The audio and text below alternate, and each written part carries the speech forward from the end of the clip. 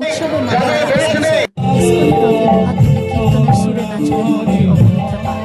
পশ্চিম বর্ধমান, আসানসোল, আকাশে বাতাসে এখন উৎসবের চেনা আনন্দ। মহাধুমধামে সম্পন্ন হল আসানসোল ইস্কন মন্দিরের রথযাত্রার শুভ সূচনা, যা নিজ হাতে উদ্বোধন করলেন রাজ্য পুর ও নগরোন্নয়ন মন্ত্রী অগ্নিমিত্রা পাল। কোলে পরম আদরে জড়িয়ে নিলেন নারগোপালকে, আর ভক্তি করে সোনার ঝাঁটা দিয়ে পথ পরিষ্কার করে টানলেন রথবর্ষে। বুধার পুরানো ইস্কন মন্দির থেকে শুরু হয়ে এসবি করাই রোড, জিটি রোড ছুঁয়ে রথ যখন পোলো গ্রাউন্ডে উঠছে, তখন কীর্তনের সুরে ভক্তির জোয়ারে ভেসে দুহাত তুলে নিতে উঠলেন মন্ত্রী নিজেও।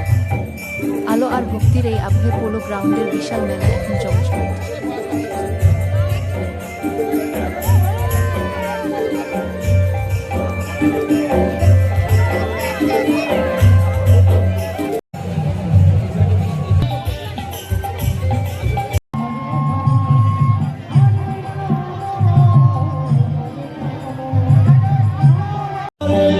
Hare